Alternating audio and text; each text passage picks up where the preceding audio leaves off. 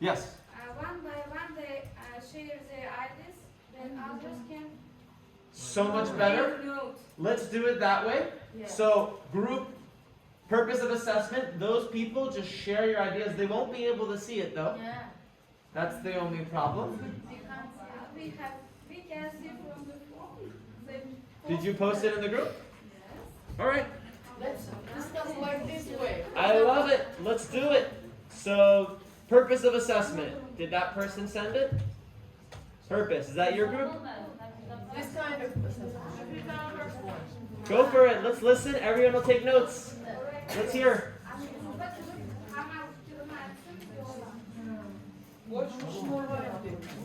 We're ready for you.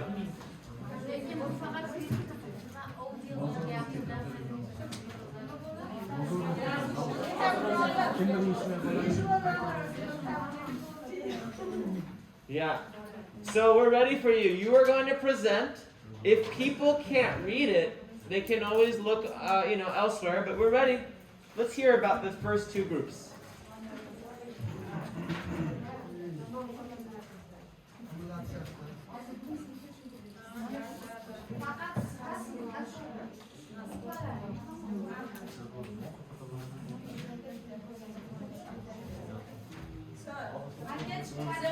There are three types of purpose of assessments: assessments of learning, assessment for learning, and assessment as learning. And about assessment of learning, we'll speak.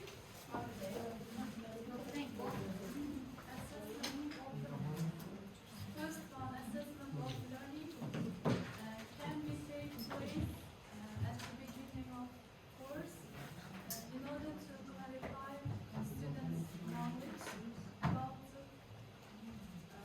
about something, and at the end of the course in order to find out what they can hear.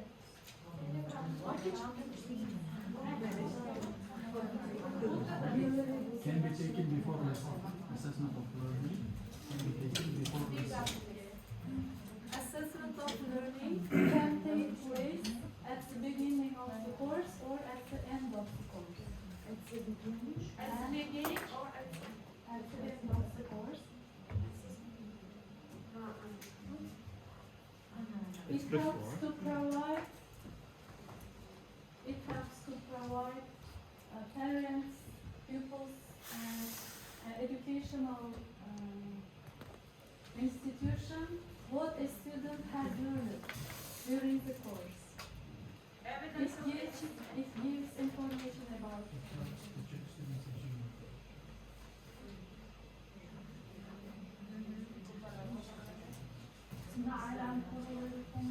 For example. yes.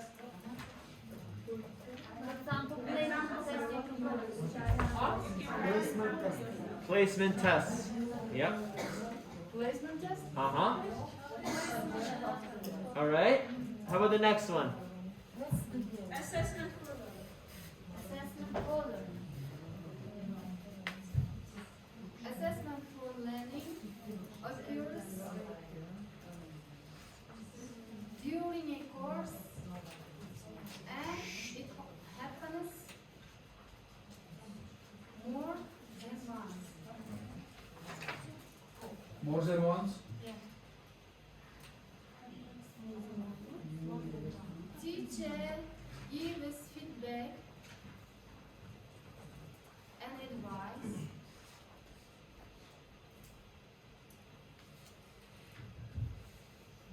on how to improve students' work and advice on how to improve students' work and can determine what grouping is, instructional strategies and resources,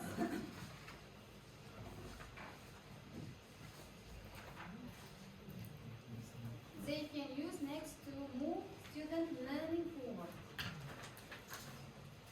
They can use next to move student learning forward.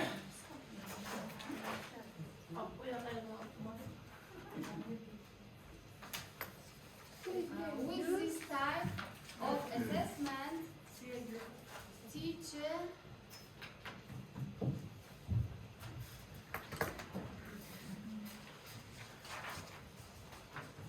motivates students to learn.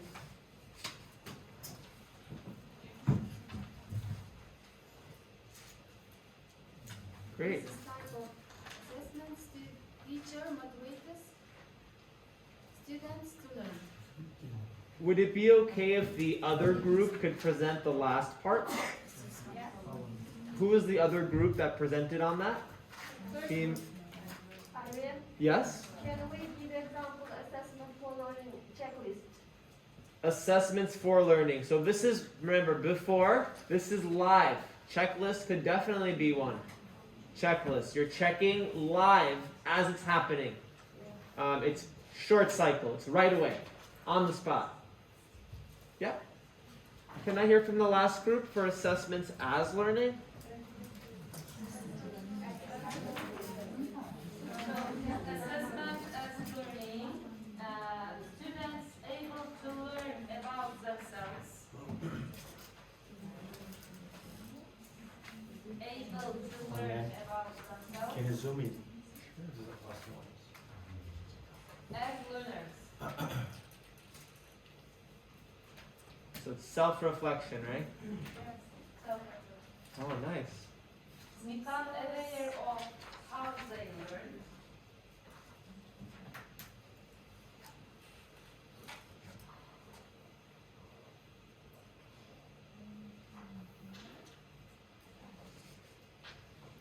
Reflect their work on a regular basis.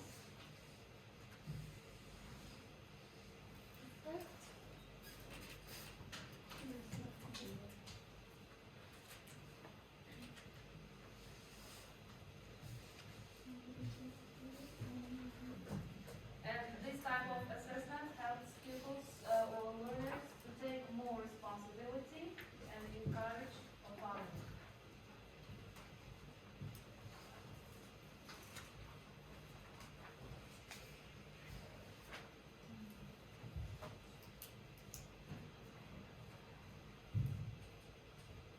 Thank you. Students can learn self-assessment or peer assessment.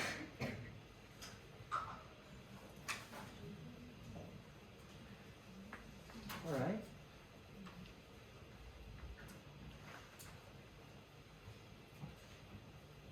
So there are three different ways, I guess the purpose. There are three different ways of looking at it.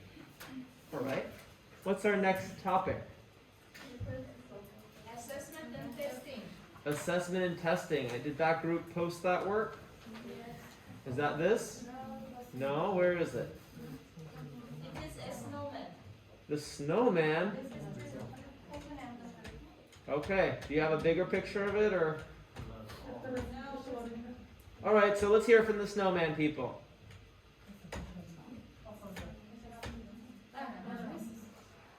Oh. Okay, let's hear from you. Tell us about it. So, You can look over there. assessment gives the main idea, and the testing is just one way of assessment or one type. What makes different test from assessment is tiny, type, and school. Can you repeat? Tiny. Yeah. Tiny, type, and school. Difference between assessment and test?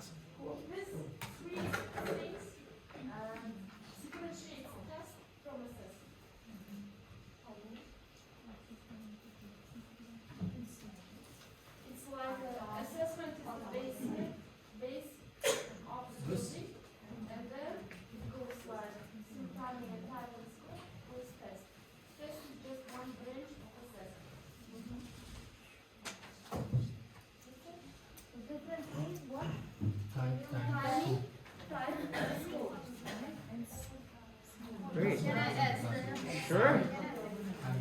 I will add about timing and type, and you can say about scope. Or you Scope can means just, I don't think everyone knows what scope means. Could you define that? If Whoever. you go back, Armin. Sure. The To scope this. which you take the ice cream. Scoop. Scoop. Scope. Scope, I'll tell you what it, does someone want to say what it means? Scope, it's like, you know, binocular? Yes. Oh, like long scope, I can see very far. Close scope, you know, like not that far. So the scope is how long, I think you're going to talk about it a little. Explain what scope means. I want to start with timing. Assessment is ongoing process. Yeah. Ongoing process and testing at a particular time. There is a difference. That is a difference between them. That's different? Particular time. And type. Assessment is process.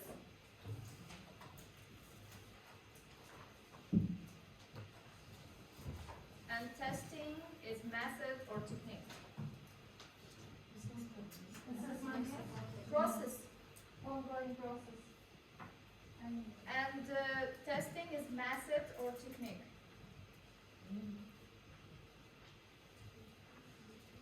Maybe the second group wants to add something. Sure. Can you back to our poster? Which picture? No. What is it a picture of? Which one? 2 steps back. One more. One more.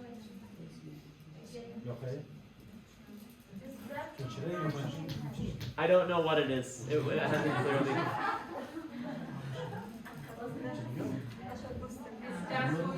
Last one.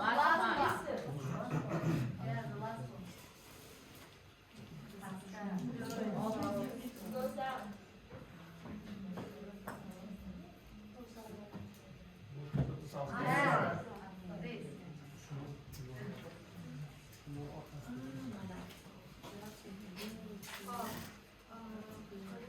You can see that 3 types of differentiation between assessment and test. The first one is timing. So assessment is ongoing process where teacher decides when to start, what to assess, and when to stop. But test is focused on particular time measurements. For example, after the end of the unit or term, you may do the test. According to the type, assessment has multiple steps. If you try to find out more clearly, if we conduct a lesson during 45 minutes, you can do pronunciation check assessment, then grammar check assessment, interlocutor assessment, or some other. You decide according to your objectives. But test is method or technique, and according to the scope, the result of the assessment will judge an ability. You should fulfill, give feedback to your pupils to improve their learning process. But test measures ability. You are good. You are like this. That's all. I really I love what you wrote here. I just wanted to emphasize it because it was so well said. Collection of data to inform instruction and document learning and growth. Yes, a concise definition of assessment. Yeah, really good. All right, thank you, team. Who's our next team? Team Farmhouse? Is that the right number?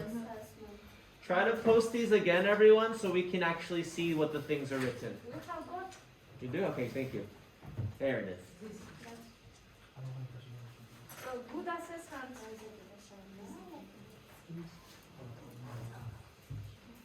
We have got 5 purposes of good assessment. So first one is mirror learning. It means that if we are teaching reading and writing, our assessment shouldn't be based on speaking and listening. What we taught, we should assess that one, reading or writing, or speaking or listening. Second one is contribute to learning. It means that all learners know already something, and we should contribute into it input with the help of assessment. Third one is motivate learners and build confidence. So it means assessments shouldn't be scary, and our learners should be motivated with assessments, and we should allow them experience success. It means we should give positive feedback, and we shouldn't get our learners afraid of assessments. Next one, a variety of techniques. What? Variety of techniques. It's really key. Assessment shouldn't be only based on only one style, like visual learners maybe. We should address a variety of techniques to check our learners' knowledge.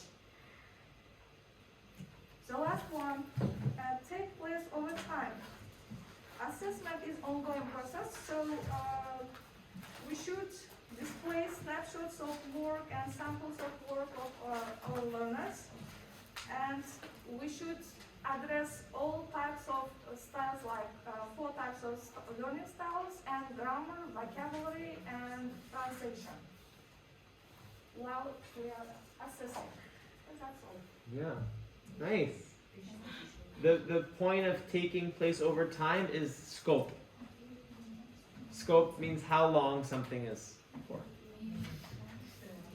Thank you. So I keep thinking what Halola said. She was like, oh, they can do it in the activity but not in the assessment. It's probably related to the idea of more variety of types of assessments. Right?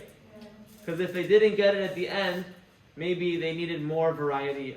It's just a thought of ways of assessing, and we're going to learn some. Is there one other group to go? Yes. Wow, this is like a board game. So, as you see, there are 5 guidelines that our assessments looks like better. First one is mirror learning, as she said. We should check the ability types of learning. If we teach them reading or speaking, we should assess reading and speaking, not just writing or listening. This is mirror learning. What we teach them, we should assess this one. So next step is contribute to learning.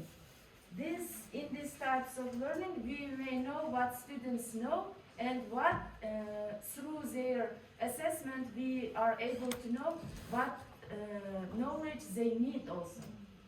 And then motivate learners and build confidence. We should take attention that students are divided in less proficiency, more proficiency, and proficiency students. And we should include the assessment into consideration that we have also less proficiency students. And then next one is include a variety of techniques. And we have different tasks during our TESOL sessions. All types of learners can participate in this task. Also kinesthetic, all the visual learners should participate in one task. And then take place over time. Assessment is an ongoing process, like we should during this assessment we are able to know what our students need for further our lessons, and we should also include all 4 skills. Thank you. It's really interesting how different groups present it in different ways, right? Same information, different ways. Did we miss one group? The last group? No?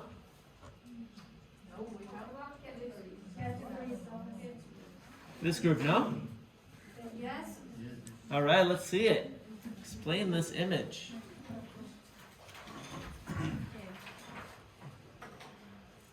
Categories of assessment. We can divide this into 4 categories: formal, informal, and formative and summative assessment.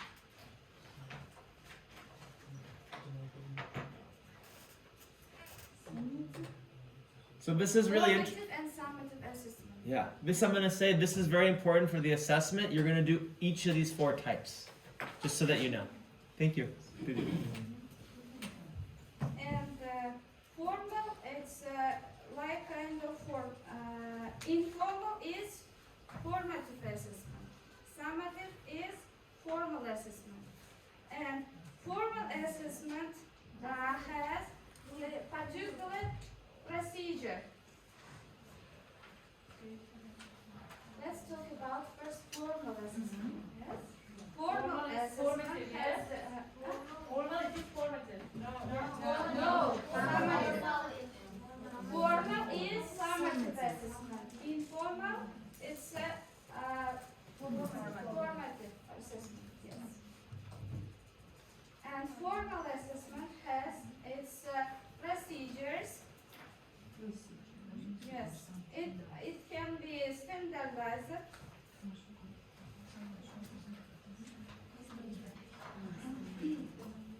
Can be what? Standardized.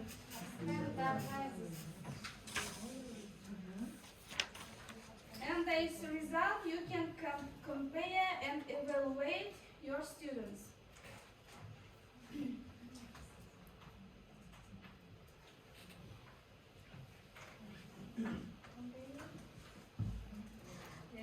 Evaluate your students. And formal assessment includes tests, essays, and portfolios. Formal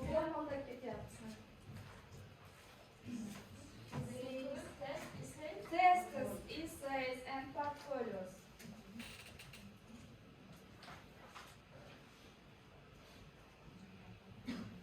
Let's move to informal assessment. In informal assessment, it's not standardized. Right, yes, no standardized.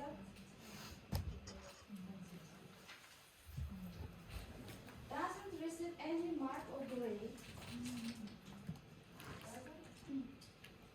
No marks or grade. No marks and grades. Key point.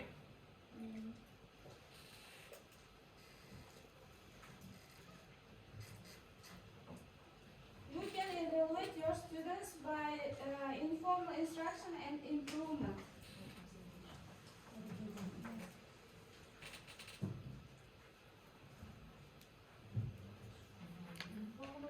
And informal assessments can be textbook activities,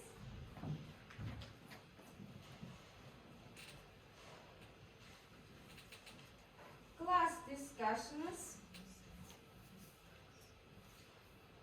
or observations. During your class, all of us observe our students. It's also assessment type.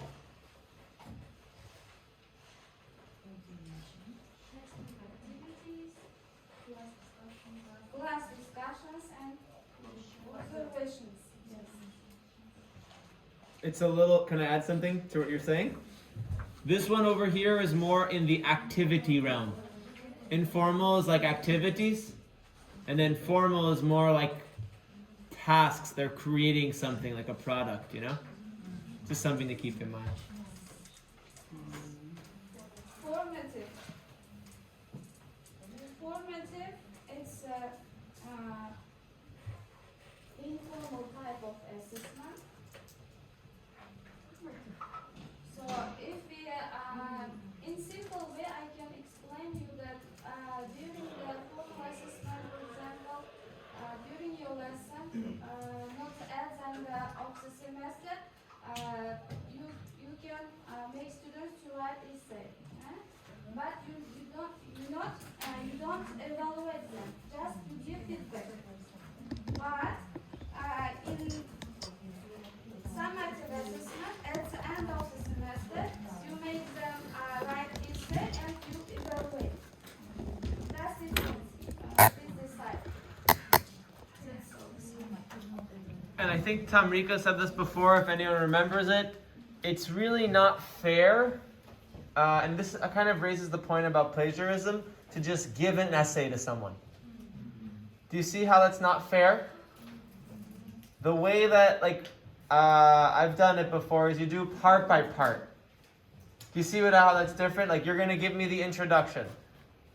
And that's do it this time. And then you see, if you give someone something so big, and they haven't gotten the little skills along the way, then it's very likely, when we were talking about this plagiarism topic, that it'll be happening like that. You see what I mean? So I'm just sharing the idea based on what you're saying. You give little assignments and then it builds to the big one. If you just throw something on someone that's really big, it's too hard for them, right? Yeah. They won't be able to. Do you want to give us a quick thing before break? Because I don't see your picture. Is that it? Great. Go ahead. One thing is summative assessment and formal assessment are similar to each other. Speak louder, please. She's got a loud voice. Summative assessment and formal assessment are similar to each other. And formative assessment and informal assessment are also similar to each other. So summative assessment just aims to mirror or summarize. That summative, it means that summarize. Just you conduct all the unit. And when you just have assessment, it's just kind of a form assessment. But in the unit, at the end of the unit, you just do some kind of tests, essays, and anything else. It's summative assessment, and you will analyze what the student gets from this unit. You will just grade. You will put mark. This is summative assessment. But formative assessment helps students to learn or practice while activities, as she said. And the next is follows particular procedure. For example, you just give them some activities and you will grade by this activity. It's formative assessment, and it's not require any kind of grade or something else. And it forms students' their abilities, and the results are used for comparison and evaluation. And the next is informal assessment and formal assessment. As she said, that informal assessment like activities, observation, discussion, maybe debate. It's informal assessment. You will just know how the students participating in the procedure. This is informal. But formal assessment that like it's being clear here, usually formal and summative, and results used for comparison and scoring, marking, grading. You will just do this process. This is formal. When you just distribute tests, and you will know how the students get the procedure by this assessment. Thank you. All right. So, I think that was a good discussion, and we're going to go have break. Come back at 11:10. Good Lord.